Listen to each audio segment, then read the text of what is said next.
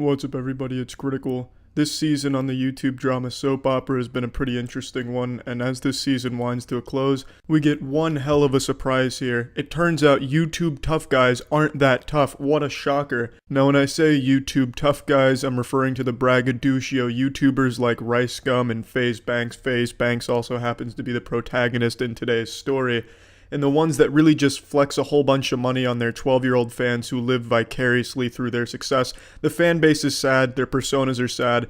Today we get to see what happens when an unstoppable douchebag meets an actual confrontation. Now I want to make it clear before I start this, I don't care about the story. It's a fucked up story and I'm not taking sides, although I am more inclined to believe FaZe Banks and Alyssa's side. Even though they are known liars, Barley's statement was just really bad, and in my experience the bouncers do start most of this shit at these types of establishments. But once again, I don't care about the story, I just care about when FaZe Banks gets involved in a fight. The security footage has just been released. The footage is chopped into pieces to fit this horrible narrative that I don't believe any rational person's going to believe at all, but it does show FaZe Banks in an actual confrontation. No smoke and mirrors, no CGI. This is a real YouTube tough guy in a real altercation. A couple are internet stars. We monitor stuff like this here at the television station. They get millions of hits over outrageous videos that they post. Their names are Alyssa Violet and Ricky Banks.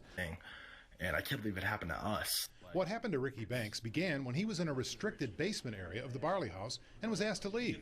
He made fists. I love how the reporter calls them outrageous videos. He looks down on the videos, as well he should. They're really bad videos. But if only you could say shitty videos on the air, huh, reporter? This is the first sign that you're an insufferable asshole when you throw up a set of hands and then walk away, trying to make it seem like your dick isn't 2 inches fully erect in front of everybody there, so you throw up your hands like you're ready to fight, but really you don't want to fight at all. You just want to get the fuck out of there and hope he doesn't take your lunch money. On YouTube, that comical display of masculinity will get an applause from your 12-year-old audience for your courage and being too real and savage, but in real life you can see him immediately walk away because he knows the bouncer would beat his ass into his asshole.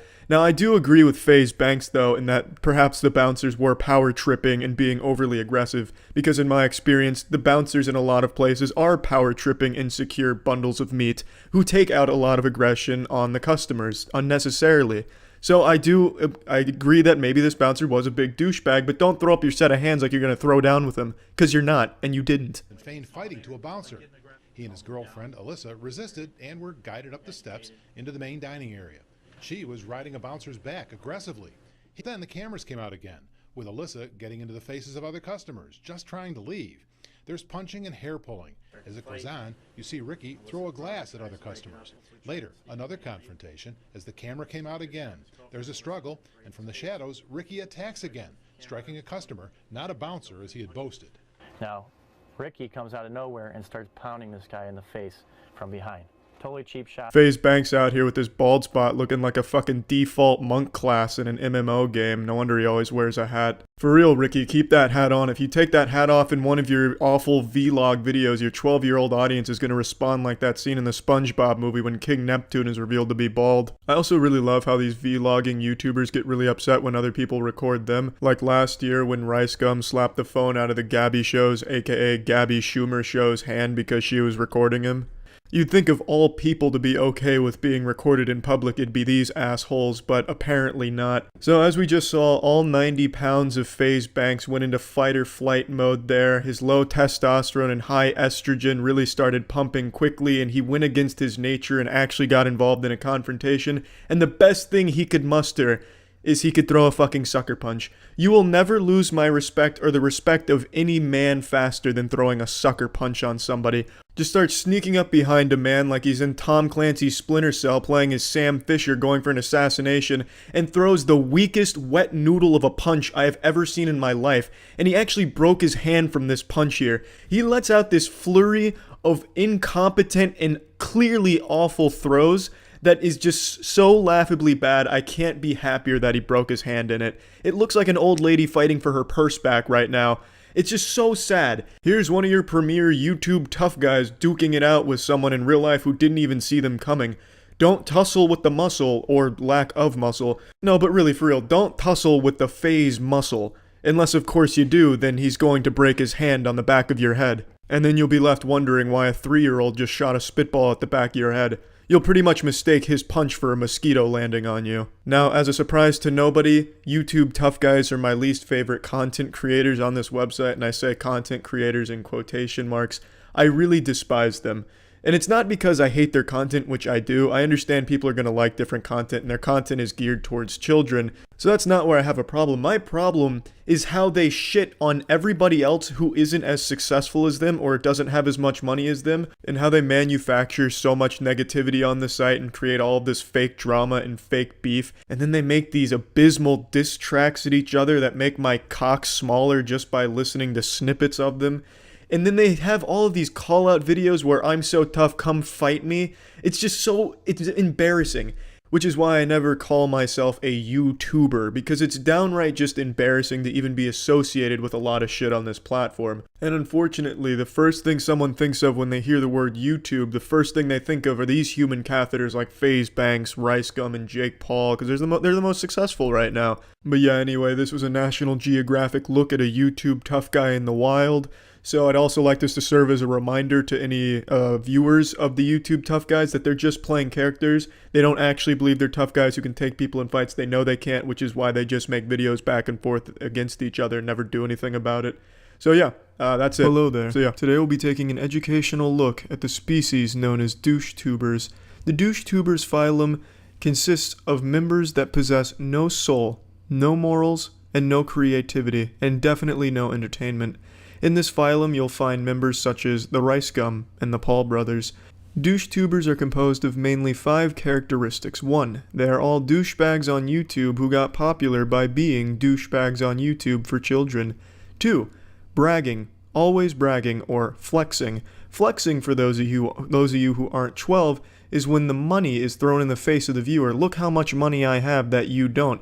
I just fucked a hooker that cost $5,000 because girls usually won't look at me without money in my hand, so I paid for it. You don't have this kind of money, I have this kind of money. So it's just bragging about your money to the children that watch you, which is kind of just shitting in the hand that feeds you. But kids like it. 3. Just being a big fucking douchebag. 4. You're still a big fucking douchebag. 5. Always threatening to fight your haters or roasting them. Optionally diss tracks if you want to be an extreme turbo super douchebag YouTuber. Douchebag YouTubers are something I've talked about in the past. They're probably the biggest content creators on the site because kids live vicariously through that kind of content. They see this man who's successful because they watch them. So they feel like they had a part in that person's success. And when they get flexed on, they feel like they've earned that. Like, when they're getting flexed on, it's like, hey, I gave you that. Yeah, use it wisely. Kids like that kind of shit because they might not have it, and it feels good that they were able to help someone else achieve it. I understand it. It makes sense. That doesn't mean I respect it, though. It's a very toxic thing. And the reason I'm making this is because I found the perfect example of a douche-tuber today. Memulous made a video on a man named Ryan Franklin who is the epitome of a douche-tuber. He does it all. And I want to take a hard look at his channel here to show you exactly what douche-tubers are and why they're a bad thing. As for shoes, my shoes cost more than your whole outfit, so yeah, easy. First, flexing. I'm only going to show one Ryan Franklin clip per point to illustrate it because I don't want to show more than necessary because I understand not everyone has a war-hardened stomach like I do that can hold on to vomit when they see abysmal fucking content like this. So I'm only going to show as much as necessary to get the points across so you are not tortured with more Ryan Franklin content than you need to be. In nearly everything that Ryan does, there's some degree of flexing. In a video, it'll be, oh, look at this Gucci hat I just bought, or oh, hey dad, I just spent $2,000 on this Louis Vuitton trench coat. On Instagram, he'll post, just bought this extremely expensive pair of shoes, these Yeezys. Oh, check out this Gucci condom on my micro penis, #blessed. He is always flexing, and flexing is one of the main things with douche-tubers. I really personally don't understand why people will just stand for that. That's just so insulting and spitting in your face. Hey, you've supported me, now I'm going to brag to you that you don't have these things, so fuck you. I don't get that, and I think that's just a really bad thing to do, unhealthy more than anything. It shows nothing but insecurity or a sense of holier than thou, which all douche-tubers have. They always think they're more important than all of their viewers, and they always have this belief that the world owes them everything and they're entitled to everything the world has to offer. I'm a hypocrite, which, you know, like, cool, whatever, like, I don't actually care, but apparently I'm a hypocrite because I complain about people doing clickbait, but then proceed to do clickbait myself. Now, I sort of get your point, but at the same time, your points are irrelevant, alright? They're dumb, they're stupid. I mean, I do the odd misleading thumbnail, the odd misleading title here and there, and if you're dumb enough to, like, you know, be misled and, like, actually go on to the video, like, I've clickbaited you, I won, I've got the extra view, like, you're so dumb if you've gone onto the video thinking... I am in firm agreement with Ryan on this point here. If you are a fan of Ryan Franklin, you are dumb, and you are stupid. As you can see, this illustrates my point I just made, where he thinks he's better than all of his viewers. He thinks they're all very dumb for even falling for his clickbait, and most DoucheTubers feel the same way. Hey, my audience is so dumb, I can clickbait the shit out of anything, even if it makes no sense. Aliens invaded my boners at 3 a.m. while watching SpongeBob? Haunted, super scary, you won't believe number 6, 10 million views. So yeah, I agree the viewers of these kind of people, I wouldn't necessarily call them stupid, but they're naive because they're children and they're being exploited with this misleading shit, which is fucking awful in my opinion. I don't see the attraction, like, I'm not overly like, ooh, like... Now, one of the main things he does is he always insults any of his haters based on their appearance. He always goes right for appearance insults, and he does not discriminate. It doesn't matter your age, sex, race. You could be a fucking alien. You're still a target. Everyone is equal in his eyes. Here he is taking on a 6-year-old, and he showed no mercy. The full wrath of his clever roasting was laid down upon this 6-year-old. He was merciless. What's wrong with your hairline? Your hairline is so ugly. Right. Hair jokes. I mean, I've never heard those before in my life. For real, if I had £1 for every single time someone mocks my hair for the colour or the style or anything, it doesn't matter. I'll be living in the Bahamas. I wonder why you get so many hair jokes. I honestly can't imagine. I'm gonna go ahead and pile on it though. You look like Bert from Sesame Street. I'm sure you get that one all the time, so that's nothing new. Your hair looks like Anthony Sullivan's Smart Mop after it was used to clean up a pile of Chaz Finster's pubic hair. I'm actually really glad you chose that hairstyle though, honestly. It lets people know you're a douchebag without ever having to talk to you. Your hair looks like 3 rusted slinkies that had an orgy on top of your head that you just decided not to stop. So you're welcome, there's 4 more for your Bahamas fund. Guys, this person right here is the ugliest man alive. And do you know what's the most awkward thing is when this calls you ugly. Oh no, look out, we've been invaded by Ryan Franklin. No, I'm just kidding. That's not Ryan Franklin. That's Watto from the Star Wars prequels. Ryan is way too much of a pussy to confront someone directly. He's already privated his Twitter account and shit because he's a big old pussy. But you see what I did there, Ryan? I compared you to Watto, and Watto is known for not being super great looking in The Phantom Menace. So I'm calling you ugly. You get it? You know, because that's what you do. Man, you really took that 6-year-old down to size, man. What are you, like 19 or 20, and you're just calling a fucking child ugly? Are you out of your fucking mind, man? Holy shit. Well, I opened up some fan mail. This is a letter from one of you guys. I think her name's Jessica. I haven't opened that fan mail in 2 years. What a cool guy. He couldn't even be bothered to read who the fan mail was from. He's had it for 2 fucking years and hasn't opened it. What a piece of shit. I honestly don't think that fan mail is actually from somebody. I feel like he just wrote that himself as Jessica. I don't think this guy's getting fan mail or ever has in the past. You do want me to get maybe like another PO box, that sort of thing, so you guys can send me in letters, maybe like candy from your country, then, you know, I'll definitely do it. Oh yeah, that's what we want you to do, Ryan. Open up another PO box so they can send you letters that you'll never fucking read for 2 years. Great idea, you stupid son of a bitch. Amazing. Hey guys, you want me to open another PO box so you can send shit that I ignore? How's that sound? Great, huh? Again, just further proving he does not give a shit about his fans or anyone for that matter. Unbelievable. Now, I don't intentionally flex on my fans, but how the fuck do you have an accidental flex? Oh, whoopsie. I accidentally just started taking pictures of all of my expensive possessions and saying how great they were and then accidentally uploading them all over everything that I own. Damn, what a silly mistake. I mean, there's no correcting it now. It's already out in the wild. Shit, I'm sorry, guys. First one was a joke to Ruby Roo, because obviously during the summer I made a few videos on her. And yeah, the video's done well in terms of, you know, views. Got me money, okay? So I was doing a joke, like that tweet is a joke, like the whole Yeezy thing, it's a joke. You don't realise, actually, like, I feel that I'm quite misunderstood. I said this in yesterday's video. This is always the fleshlight these douchebags start to use once it starts backfiring with all of their douchebaggery and bragging. Oh, it's just a joke. I'm just playing a persona. Ha ha ha. I'm not really a huge insufferable asshole. It's just a joke. Lighten up, guys. But it's very clear it's not a joke, because none of it's done in a comedic way or anything entertaining at all. It's just being an asshole. Jokes on you guys, I'm not really an asshole, ha ha ha ha. If you have to keep reiterating that it's a joke time and time again, maybe it's not a good joke, or maybe you're the joke. It's just fucking silly, because it's very obvious to anyone that you're not kidding. You're just being a douchebag. Now, this was a National Geographic look at the DoucheTuber, and I hope you've all learned something about this abhorrent species. I really have no respect for these kind of people at all, and hopefully you're walking away with this knowledge and also forming an opinion that, hey, maybe these aren't great people that I should be letting either my kids or my brothers and sisters that are young watch, because it sets a bad example for them. It really does. 100%.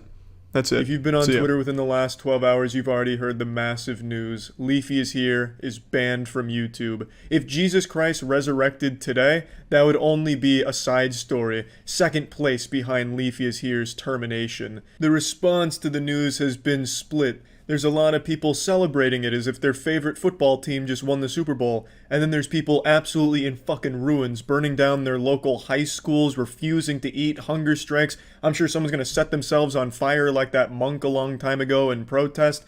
Shit has been absolutely wild. So let's peel apart these ass cheeks here and really dive in. So, in a nutshell, he was banned for bullying and targeted harassment. I think that's what they got him with. I think that's what they slapped him around with. I'm not entirely sure, but from everything I've read, that's what the charges against him were in the court of YouTube. So first of all, I don't think any content creators should be celebrating Leafy's channel termination. Even if you absolutely hate Leafy, hate everything about him, have wet dreams where he's being sent away to jail for life in an isolation chamber, you still shouldn't be happy that he got banned this way, because to my understanding, he had 0 strikes on his count before it was completely just fucking eradicated from existence. And if it can happen to a 5 million subscriber channel, it can happen to any channel. It happened overnight, like the fucking Tooth Fairy came in out of nowhere and just snatched his soul, his YouTube soul away, and had no priors. That should be scary to anyone that makes content on the internet, I would say. But I do disagree that this sets a precedent. I would argue this precedent got set a year ago, with Gokanaru's video on H3H3 getting taken down for the same reason Leafy just lost his channel: targeted harassment, bullying, threats. And then it happened again with Ian's content cop on Leafy: targeted harassment, bullying, threats, taken down. Neither of those got reinstated. Those stayed down. I would say that's when the precedent was set. YouTube showed that it's kind of Weenie Hut Jr. when it comes to anything it views as a potential targeted harassment campaign or threat against a creator. Now, to be fair, I understand this is a bit of a special case with Leafy in particular, because he made 12 fucking videos milking Pokimane. I don't mean like actually like grabbing on her nipples and like milking her, lactating. I mean, he milked this fucking controversy that he started on Pokimane. He had 12 videos insulting Pokimane in the title, laughing at her in the title, using degrading thumbnails to insult her. And I understand the content of all 12 of those videos wasn't solely focused on Pokimane. They were mainly like financial rants and shit like that.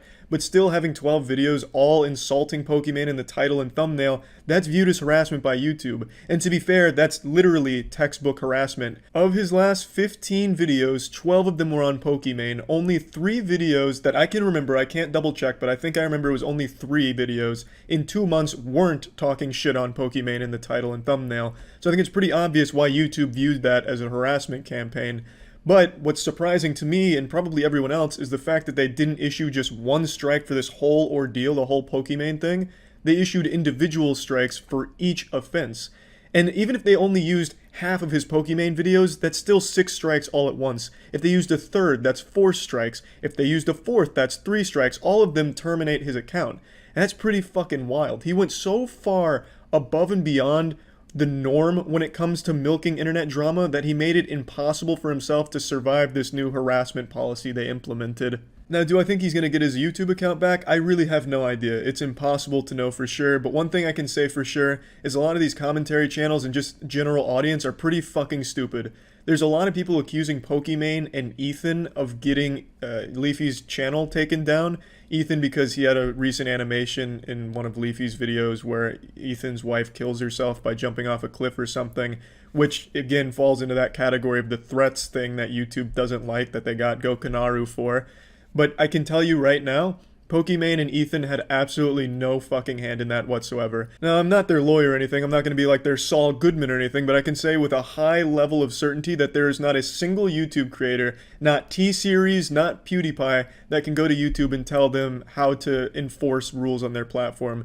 They don't take any of that seriously. There is nobody that can go to YouTube and say, I want action taken against this and that, and YouTube would listen. That just doesn't happen. And I can say that with confidence because with our company, Human Media Group, we actually have a direct line to YouTube now. And, you know, like my boy George, I've been curious, I've been inquisitive, I've been asking, like, some actual shit that I've wanted to know for a long time to unravel the mystery of YouTube. And one thing I've learned is they don't give a fuck what a creator says to them. They want to stay as hands off of things on their platform as possible. So, if Ethan or Pokimane really did have a problem with all of Leafy's content, they would have to go through proper legal channels through a lawyer to have any action taken on YouTube's part, where it'd have to be an official document, lawyer, from court, everything that tells them it has to be taken down or the channel has to go online. YouTube would not do that on their own because of a legal nightmare. And I totally believe that because YouTube's a pretty soulless corporation. They're not going to really give a fuck who's coming at them asking them to take down or, you know, be the hall monitor for YouTube drama. They don't give a fuck about that. They want to stay everything as hands-off as possible and as automated as possible. So I'm pretty confident when I say no YouTube content creator has ever had a role to play in a channel being taken down like Leafy's here, unless it was through proper legal means and like a lawsuit, which I don't think happened overnight. You might as well just start accusing the Boogeyman of being the one that took down Leafy or Slenderman or something. It'd make about as much sense as saying Ethan or Pokimane had that power. Now, just to kind of circle back on why I think content creators are dumb to celebrate Leafy's termination, well, it's because, yeah, while Leafy's was a pretty extreme case where there was so many videos targeting one person, the fact that YouTube took action this quickly without warning is a scary thing to see going forward, because maybe the definition of harassment starts to get a little more vague and a little more blurred, and you don't really know what starts to classify as harassment or targeted threats or bullying or whatever, and that's when it becomes very muddy. There needs to be very clear rules and clear action taken with transparency, so that way you can avoid something like Leafy's ban being possibly the gateway to banning a whole lot of other shit that's a lot more innocent and not as on the nose as, you know, fucking more than 10 videos on something, you know what I mean? Now, do I think his channel needed to be taken down? No, I don't think so. I never support censorship in any of its forms. I think you guys know that about me. I think that's just a super fucking slippery slope. Once you start censoring things, it's stupid to think that it's only going to be used against things you don't like. Everything can be subject to the same treatment, even the innocent shit. It's just a very bad thing going forward. So I don't think his channel needed to be taken down. I'm not a big fan of Leafy's content either. I'm not looking for fucking financial advice or to see the same drama stretched out over 2 months. So I'm not a huge fan of his content, but I don't like to see a channel banned like that. Now, I do understand YouTube has a rule on harassment, and you can argue he broke that rule, so that should have been a strike. But I don't think it should have been a strike for each instance of the potential rule break. It should have been one strike for that entire thing, and maybe give him a warning like, look, this is harassment, don't do it again going forward, you know? Hit the brakes a little bit. But that didn't happen. You see, you could extend this harassment here to pretty much every late night TV host. A reoccurring theme in late night hosts is insulting Donald Trump. Couldn't you make that same argument that they target Donald Trump just the same way Leafy did for Pokimane? And they've done a lot more than just 12 segments shitting on him. That could realistically apply to the harassment rule, right? But you wouldn't want to see the late night shit taken down for that reason. You might want to see it taken down because the hosts are really fucking boring these days and the content of the late night shows is terrible, but you wouldn't want to see it taken down because they make a bunch of jokes about somebody. That's just a dangerous thing. That's a very dangerous thing. I just don't understand how content creators of all people can't see why that's dangerous for them as a fucking content creator, because It's so vague, you don't know how it's going to be enforced going forward. You don't know where it's going to lead, and I just think it's very silly to celebrate something like that, even if you fucking hate Leafy. So yeah, really, that's just about it. Just wanted to answer all these questions because I've already been getting a ton of them, and I figured might as well just talk about it as soon as possible before I just get flooded by more questions to talk about it. So that's about it. I've got a confession to make, and it's something I'm not proud of. I am deep into the TikTok rabbit hole of desperate attention-seeking behavior. I'm so embarrassed to say that, downright ashamed. I'm like an 80-year-old woman, and TikTok has become my soap opera. It's just this captivating train wreck I can't help but look at. These aren't even like people anymore. They're just clout zombies, an insatiable appetite for internet attention, updates, and increased follower count, bigger number, better person, and they will do anything to get a bigger number. And nothing is off limits. I swear to God, they would dig up their dead grandmother as a devious lick challenge. They'd fucking shove a Tide Pod down the throat of their dog if it meant more views on their TikTok page. It is just truly this battle where people are coming up with the most outrageous and most deplorable ways of getting internet clout as fast as possible. And that includes faking abuse. Okay guys, this muffin I got from, I think it was from like some grocery store, is so good. Like, I have no idea why the fuck you keep recording yourself eating. You're fat and you're overweight. Yeah, I couldn't find the original video since she took it down after admitting it was all fake. All smoke and mirrors, nothing's real, you got fooled, and it was all a play for attention.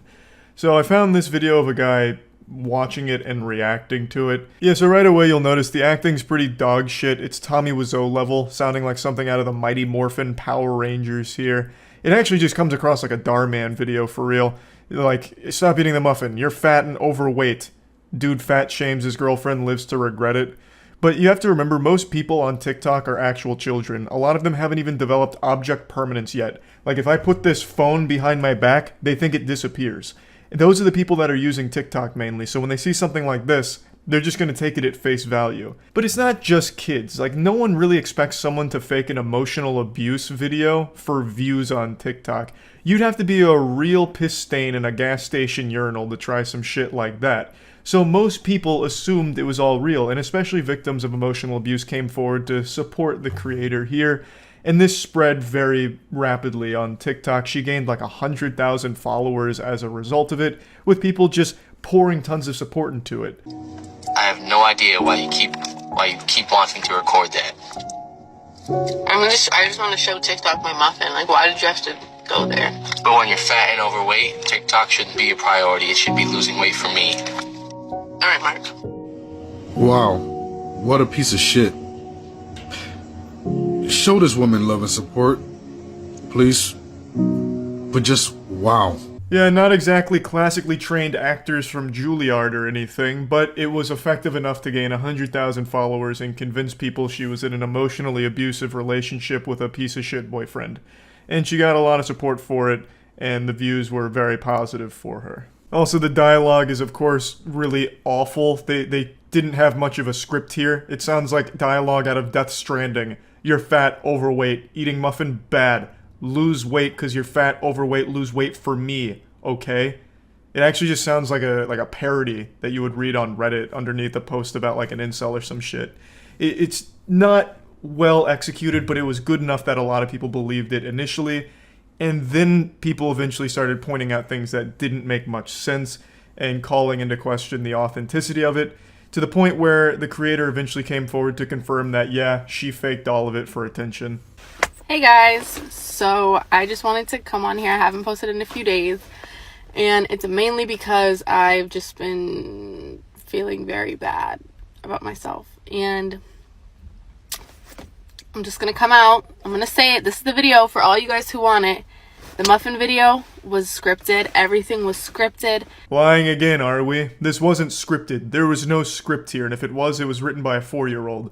You just improv'd something that you thought would sound like emotional abuse. You just told your friend to just say, like, hey, just call me overweight while I'm eating this muffin. That was it. That's all the thought that went into it. You knew that it would gain traction because no one likes to see a woman getting belittled and insulted, especially not by their boyfriend. You know, so you knew it would be a viral video for you, but you didn't script shit. You faked it. Don't say you scripted it. You're giving yourself far more credit than you deserve. Nothing was authentic, nothing was real, nothing was true. I want to thank all the accounts who are holding me accountable, because that's what we should be doing in today's society. And after the muffin video, you're probably like, well, why'd you keep going? I love that line when someone makes an apology video after getting caught with their ass in their own mouth. Actually, I'm super glad you're all holding me accountable. This was really a social experiment to make sure that everyone was ready to hold someone like me accountable for these actions. It was all staged in order to empower all of you to hold me accountable. So thank you for that, and you all passed the test. Come on, we know you're not happy about that, so take the mask off, drop the act, just be like a Scooby-Doo villain who gets caught. I would have got away with it too if it wasn't for you meddling kids, you fucking turbo nerds. And that's what, if you notice I have another TikTok, that's what my marketing team told me to do. They said keep going, like continue to grow, continue to grow. As a person though, it just keeps eating me inside. They told me don't make this video because you're gonna get so much hate, and it's like, I don't care, you guys can hate on me, you can do whatever you want, I literally don't give a shit. But where'd you get your marketing team? Off Fiverr or something? Just like one guy in his basement who says he's a marketing expert? What kind of strategy is that? No, just keep going. That way it just keeps building and building, and then you look even stupider when you eventually have to fold because it's become too much and people are shitting all over you on TikTok. That's not marketing. That's self-sabotage. What you have is like a double agent who must be working for like your arch nemesis on TikTok trying to like sink your career. It's a terrible idea. It's a horrible strategy. Though I do like the scapegoat. I don't know if she has a marketer that could just be like someone she's pushing blame on in order to make herself look a little bit better. Like, listen, you plebeians, I went against math and science. My marketing team, all 500 of them, all of them told me don't do it. They begged me not to make this video, but I knew in order to be the morally perfect person that I am, I needed to come forward and own up to my one and only mistake. I said, damn the numbers, damn the data. I'm doing what's right. Even though it was probably just her and her friend that hatched this idea as just a quick viral video, knowing that they'd be able to capitalize off an emotional abuse situation in order to get like some pity follows or just some supportive messages and validation. It's just really disgusting all around. And I do wonder if there is a marketing team here at all.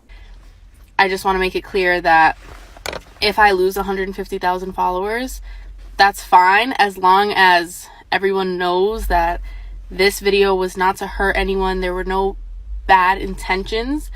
Because TikTok is an entertainment app, that's purely what it was for, entertainment. What the fuck is entertaining about witnessing emotional abuse? Like, where's the fun? Was I supposed to sit there and watch the video and be like, oh, hey, oh, just like a jolly old belly laugh? Like, oh my god, she's eating a muffin and getting insulted for it. Hey, top notch, this is what I'm fucking talking about. Like, what does she watch for fun? Beheading videos? How could you possibly think people would, like, be entertained by watching abuse? There's nothing enjoyable or wacky or goofy about it. It's just sad. Like, it is just sad. And it's especially insulting to people who actually have been through abuse like that, who would have watched that video and been like, oh my god, this is so terrible, and then, like, actually relate to it, only to be told, no, I lied about it, I staged it just because I wanted more followers, it was just supposed to be entertaining. It's like, oh, it was just supposed to be entertaining. Okay, so abuse is just entertainment to you. It's, you know, it's an insulting, silly fucking concept. I did, however, do the breaking up text, which I wasn't supposed to do. My marketing team told me to continue with the whole abusive boyfriend, or like boyfriend calling me fat, but I made that video just for the young girls on this app, just to show them that if you're treated that way, it's important to leave. That contradicts everything you just said, that you did it for entertainment. Now you're trying to spin it where you're doing something more heroic than you actually were. This wasn't some kind of PSA where it's like, hey girls, if you've been in a relationship like this, you need to leave. That was never the message. It was you being insulted, and then apparently she did like a follow-up where she broke up with her boyfriend over a text or something, which of course was also staged, but at no point was it ever supposed to be something to like inspire or get people to reflect on their own relationship. As you just said, it was for entertainment, which is fucking stupid. I'm really a stand-up person, and I'm big on my morals, and this completely went against that. Was it just all for TikTok and views? Yeah, it was. And that's, I know, it's sad. It really is. I also want to let you know I did not profit off this. I was not in the creator fund while I was doing this. I did not profit at all. She's being very honest here. Just fully admitting she did it all for views and that sweet, sweet attention. Attention is more valuable than oxygen, honestly. It's just that precious lifeblood to the modern human. And she may not have profited financially from it. She says she wasn't in the creator fund, so didn't make any money off it. But she earned something more important than money. Clout. Money's temporary. Clout is forever. So yeah, I just wanted to talk about this a little bit since I've been so deep into this TikTok attention-seeking culture, and that's really about it. The word influencer is without a doubt one of the worst terms we've ever widely adopted. It is just such a yucky term, but there's a way of making it even worse if you put the word mom in front of it.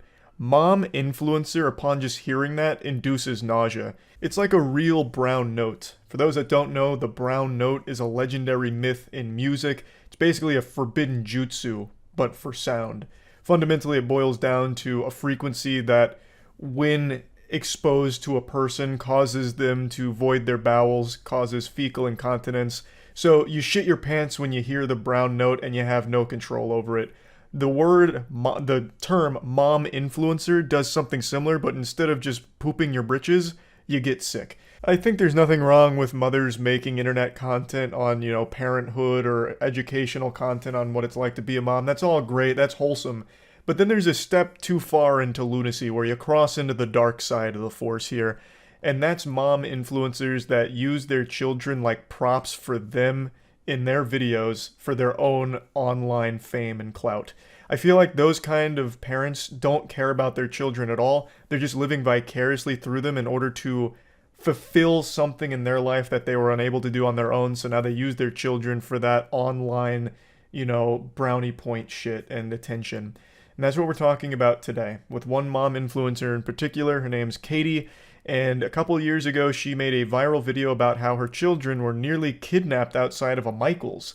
And boy howdy, would you believe it, it turns out it was a load of baloney. She made it all up for internet clout. But this also came at the expense of two actual people here that she accused of being the ones to try and kidnap her kids, and she did report it to the police. So not only did she fabricate the story, she nearly had two innocent people fucked for life for this. So it is downright evil and degenerate. And now, it's a few years later, she has been convicted for lying about this. Her sentencing is upcoming, but it's very nice to see justice finally being served. It's a little upsetting it's taken so long, but you know what? We're here. Now let's get you caught up on the story because it's a wild one. This morning, a popular social media influencer who falsely accused a couple of trying to kidnap her children, now convicted of lying about the whole ordeal. Monday of this week, my children were the targets of attempted kidnap. This is the face of a fib. She's not being truthful. She now owes a quarter into the lie jar. And that jar's gonna be filled to the brim after this case, because she's a fucking liar. So, Katie went on Instagram, made this story accusing two random people in a Michael's store she was at of trying to kidnap her kids outside of Michael's. And I want to share that story with you in an effort to raise awareness as to what signs to look for. The whole idea behind all of this is so silly. Hey guys, my kids were almost kidnapped. Now let me tell you what I learned about this experience. Make sure to slap that like button for more kidnapping avoidance tutorials, and stay tuned next week where I throw my kids into a coal mine and we see what happens to their lungs so I can give you educational content on how to avoid children in coal mines. Like, what do you mean signs to look out for in the case here of the kidnapping outside of Michael's? What? Giant trench coat? If there's a couple with a huge trench coat and they're stuffing kids inside of there, big red flag. And watch out for the stork coming through and grabbing your kids with their big fucking talons. Like, what the fuck are you talking about? Now, of course, there could be real advice you could give to somebody on, like, signs to look out for creepy people that might be up to no good. Like, hey, maybe if these people are stalking you throughout Michael's and following you to your car, then maybe you should alert people around you, that kind of thing. Or just making people aware, like, there's nothing wrong with involving outsiders if you feel like you're in a situation that could be potentially dangerous. That's all fine advice. But it's not the advice she's aiming to give here. She even says that, parents are too preoccupied with making sure their kids are masked up that they no longer look at them, so it just leaves an opportunity for a stranger to come in and fucking steal the stroller out from under their nose or something, like at least alludes to that. Keep in mind, this was a few years ago during the height of the pandemic, so masks were a huge talking point. So she makes, like, the point she's making about, like, signs to look out for are basically just, like, open your eyes. She's basically just telling people to be a parent. It's ridiculous. It's the story she tells here offers no good insight on things to be aware of unless you're an absolute fucking oblivious idiot to everything around you. Like, these are all things people would absolutely notice and be uncomfortable with the same way she is in the video. Of course, it's all made up at the end of the day, but still, like, the whole purpose behind it and the message she tried to get across makes no sense. It's so laughable. Found the full video. It's like 15 minutes long, and it is one of the most descriptive things I've ever listened to for a completely make-believe story. She talks about this story like she's in a creative writing course and giving a presentation in front of the class for a piece of fiction that she wrote. It's outrageous the amount of detail she goes into, like when she's getting to the climax of everything where the stroller was almost snatched and her children abducted. She's talking about like they took 2 steps forward, but then 3 steps back. They did the hokey pokey and they turned themselves around. You know, I saw the fear wash over me. I could feel it. My pupils were dilating as this absolute menace, this villain, was approaching me with ill intent and malicious aura surrounding them, like a bat out of hell. It's outrageous. It is all completely fucking fanfic make-believe. Falsely claiming that strangers tried to kidnap her 2 young children on December 7th, 2020, outside the Petaluma, California Michaels store. The Sonoma County DA's office says the videos were posted about a week after Sorensen reported the supposed kidnapping attempt to police. So what's wild is she didn't just make this story up for the sake of Instagram views and likes. She did report this incident to the police, who pretty quickly were able to dismiss it as a bunch of fucking hoo-ha. They immediately really realized that the events she was describing on Instagram were completely different than the events that she had described to the authorities. It was wildly different. And after talking to the couple in the clip you saw there, that photo of the couple, after talking with them, they realized that there's no evidence at all. There's no witnesses. There's nothing to corroborate anything that Katie was ever saying. Which is weird because in Katie's story on Instagram, she even talks about like some fucking vigilante, a hero that was there to come and help her out and save the day, really. So it's weird that there wouldn't be any witnesses to confirm any of this happened. So all of it is just so scummy and baffling that she would do something like this for the sake of internet clout. Because she didn't just go home and make this video. She did report this to the police. Why? Why go that step forward? I guess in case people would call her out on it, she'd be able to pull up a police report or something, but she should have known that they would have gotten to the bottom of this and realized that it was all a lie. And reporting a false crime is a crime. You can't do that. You can't just knowingly make some shit up and then report it to authorities and then potentially ruin the lives of the people that you are falsely accusing. That's just downright evil. In the video, Sorensen described a number of details about the alleged incident that hadn't been disclosed to police. The accused couple, Sadie and Eddie Martinez, say they actually recognized themselves in this photo and came forward to deny Sorensen's claims. She wanted a stronger following. She was looking for, content for her fame and her income.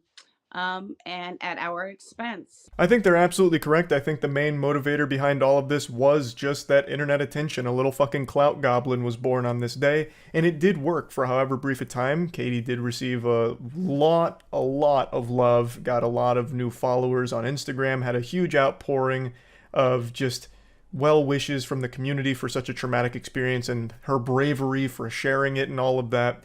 And she did build a big following from all of this at their expense, but her house of cards has now come crumbling down clearly, and there were already signs that this was very fishy even a few years ago where authorities were like, this is a bunch of mumbo jumbo, this isn't real, there's something goofy afoot here. So this has been a long time in the oven here cooking, and now we've reached the point where she doesn't have that following anymore. She lost some of her most avid supporters, clearly, because you can't really support someone that does something like this. So now the only thing she has is potentially 6 months in the slammer for this. Sorensen's attorney maintains his client did not lie to police. She misperceived and misunderstood a series of random events which were occurring around her and made a honest report to the police on December 7th. That man looks fearful for his life right there. I don't know what's going on, if he's some kind of like prototype android that's having a hard time expressing emotion, or if Katie's threatening him with some kind of wild accusations and he's feeling the pressure. That man was robotic. But basically the defense is, Katie was too fucking stupid to understand what was happening, so she ended up just making a report that is completely not grounded in reality at all. And we're very sorry that she's so dumb. So they're just playing the she's an absolute idiot card, which I guess is becoming a very popular defense. There's a difference between being stupid and being dangerously stupid. If you're the kind of person that's so fucking dumb that you start making false reports and accusing innocent people of heinous crimes, that's still not excusable. You can't just write it off as, they're just a quirky weirdo that's dumb. You can't do that. They still need to face punishment for that. So even if the guy here is correct in that she just misperceived everything, she still needs to be punished for falsely accusing this couple of things that just didn't happen. Her attorney adding that it was when Sorensen reviewed the evidence that she realized she was wrong. I don't think she had any understanding of how this would spread and the impact it would cause. But some legal experts say this verdict is about accountability. This is a woman who lied for clicks at the expense of a couple in California who wrongly accused them of a very serious crime. I agree. Katie does need to be held accountable for what she's done here. I personally think this wasn't just some like, oops-a-daisy, I'm so dumb moment, I misunderstood everything that happened and made up an entire story around it, silly me. I really think this was a calculated content play where she knew a video like this would garner a lot of support.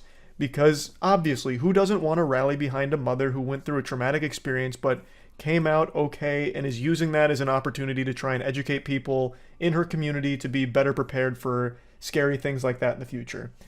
She probably knew that this video would go insano style on views and engagement, so she went for it. And man, what a terrible idea it was. I don't buy the whole narrative that she's just a bumbling fucking idiot who just misunderstood everything. I think that's a load of hogwash. So yeah, I just wanted to talk about this story because it's a weird one. That's about it. I've said this a few times and I'll say it again. We have truly reached the golden age of scams. I think people today are more susceptible to a bunch of hullabaloo nonsense than we have ever been in the history of our species. Even all the way back to like the medieval ages when people would peddle snake oil, just a bunch of nonsense like, here's a health potion, right? And it's just like, you know, river water mixed with a little dirt and they sell that and people are like, oh, it's working, you know, that kind of stuff. I think even the people back then were more privy to scams than they are today. People buy into actually anything at all, and then they subscribe to that belief forever. They refuse to acknowledge that they have been scammed because I guess maybe their pride stands in the way of it, or maybe they truly convince themselves that it's working. Today we have a very interesting one from a Instagram influencer or TikTok influencer, I'm not exactly sure, who's trying to convince her audience that optometrists are lying to you and that glasses are the devil. They're a scam. They don't work. In fact, you can heal bad eyesight through spiritual exercises as well as general exercises and something she calls eye yoga. That's going to fix your eyesight. She also thinks a lot of the reason that people have bad eyesight is because they believe they have bad eyesight. So if you just stop believing you have bad eyesight, all of a sudden you're going to be fucking 20/20 vision. And of course, rub some essential oils from her MLM multi-level marketing scam on your eyes twice a day, and you'll be seeing through people's clothes, basically. Your eyesight's going to be so good. You'll be able to see the future. It's a beautifully ridiculous scam that some people have truly bought into, which is very sad but not surprising in the current climate of the world. And there's a TikToker named Mallory's Thoughts who actually took her course in order to see this outlandish nonsense firsthand, and she reported it to the masses. And it's even more bizarre than I could have possibly envisioned. I don't care how many carrots you eat or how much eye yoga you do, your eyesight still won't be good enough to see this coming. It is so wacky. So huge thanks to Mallory's Thoughts for going to the seminar and conveying all the information to the rest of us. It's a beautiful disaster. Have I seen the Samantha Lotus MLM scam saying we don't need glasses How optometrists scam you. The anti-glasses influencer who claims she can fix your eyesight but is slammed as harmful by experts. Well, that's just because they don't understand her methods. What's the one thing that your optometrist doesn't want you to know about? The fact that you do not need glasses. That's right, you may have been told that you need glasses, but that's actually a lie. There knew it. There are mental, emotional, physical, and even spiritual reasons why you may not be seeing, and I'm here to tell you that that can be healed. I love spiritual as one of the culprits. You haven't believed hard enough that you can see. Your faith in God has clouded your judgment. That's like actual Star Wars shit.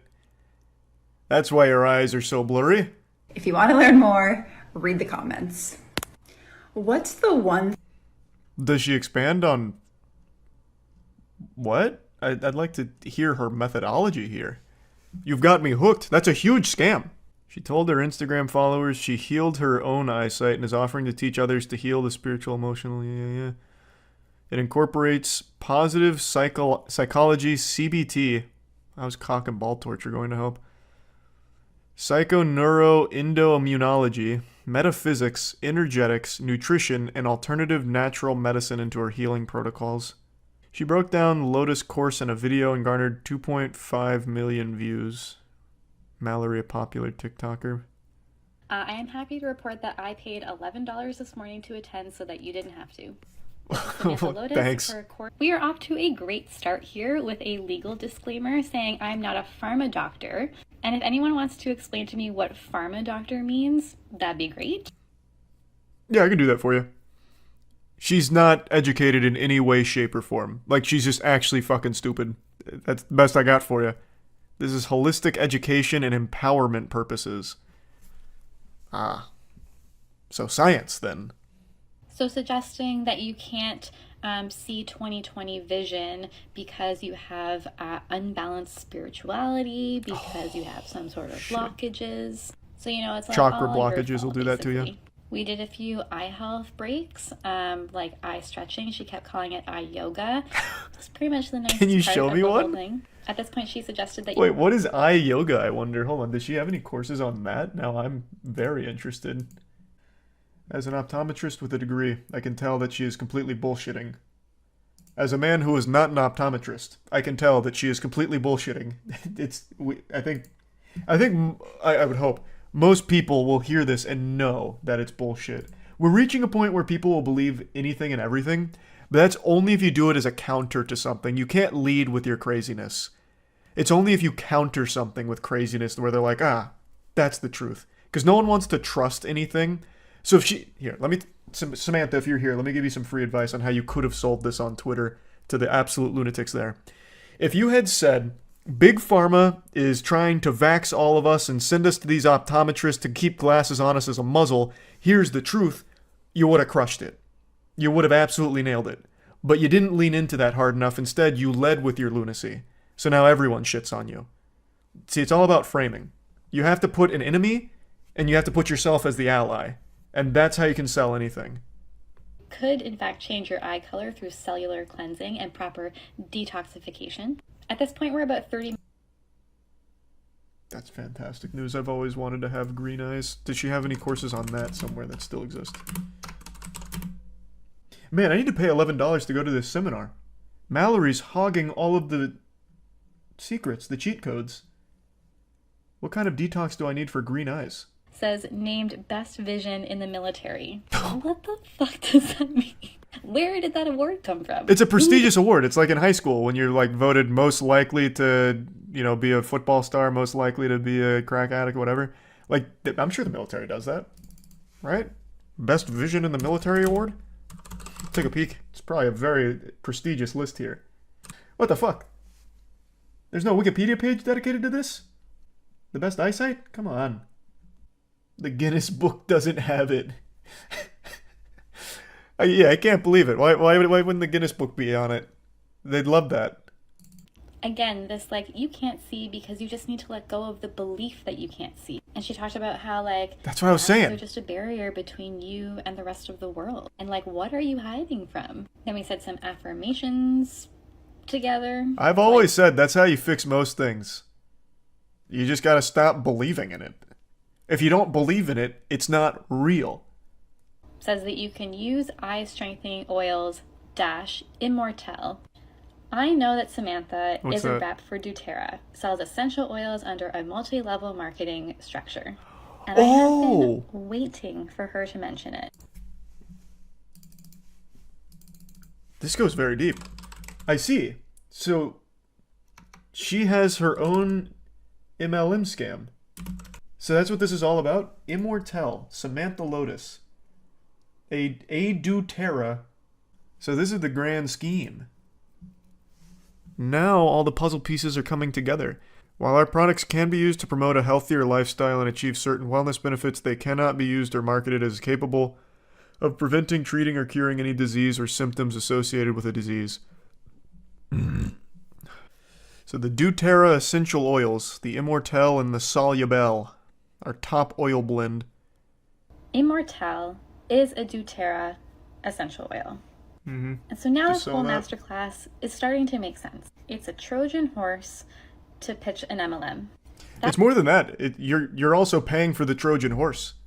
Very interesting strategy, actually, from Samantha. She's quite the pioneer. And that bottle looks awfully familiar. Oh, it's the Immortelle, Remind you yeah. what this one looks like. Saved his life. Third line from the top, essential oils around the eyes 2 times a day.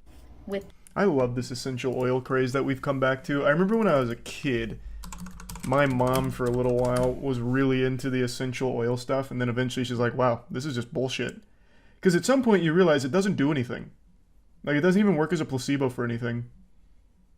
But somehow we're just ignoring all of that now. It's like, yeah, it's not working, but that's because I haven't done it for 50 fucking years straight. Then it'll start working. It's just people now just get so invested in these things because they don't want to be looked at as a fool. You should just cut your losses and realize you've wasted tons and tons of money on essential oils that don't do what they claim for a lot of these scams. I don't think there's anything inherently dangerous about them or anything, but they keep getting marketed as like these panacea, like elixirs that will cure everything if you just use essential oils. SamanthaLotus.com, Natural Solutions for ADHD, the Reality Hacking Podcast. Fortunately, the holistic health model offers a different explanation and more productive solution. Extensive scientific studies have shown that refined sugar, artificial sweeteners, and chemical food additives, as well as nutritional deficiencies, preservatives, and food allergies are all causes of ADHD. Additionally, other correlated causes are stress-related. Where's your solution? Cut out sugar? Come on. Oh, that is your solution. A diet rich in vegetables, quality health fats, organic lean protein, fruit, and whole foods is the key to a healthy brain. So that's how we beat ADHD, is a better diet. Thanks, Samantha. She solved it. ADHD has been defeated. I'm eating a donut. Well, enjoy contracting ADHD, swine. Should have listened to Samantha. What does it say? Ultimate co-creator? What does that mean? Is she God's assistant? What do you mean the ultimate co-creator? Am I reading that correctly? What a title. Ultimate co-creator. A time-space portal where some of the world's greatest leaders, seekers, and game changers come to achieve complete personal and professional mastery. Now, this is something she sells. Our leading-edge clients, tribe, are those relentless in the pursuit of excellence. They are different. Being at peak expression and experience is the drumbeat of our soul. We do not settle or accept mediocrity in any aspect of the human experience. We want the best because we are the best. We embody excellence. If you are here for human and planetary flourishing and are ready to step into the fullness of your power and share your message and medicine with the world, you are where you're meant to be. That said absolutely nothing. So what is it? Is this how you sign up to the MLM? Sacred Money Archetype. What the fuck is this? What class is that in Baldur's Gate? The Sacred Money Archetype. I recognize you. You are here to make waves in the collective. You're at the leading edge of consciousness, bringing humanity forward in your own unique way. You light the way and pave the path, and yet this path isn't without pain. The constant inner urge to innovate, create, lead, expand, and evolve is all too often accompanied by the challenges of balancing health, relationships, happiness, and true lasting fulfillment and freedom. Thanks for recognizing me, Samantha. That means a lot. What an interesting rabbit hole. All because she doesn't believe in glasses and thinks optometrists are lying to you about glasses being real or necessary.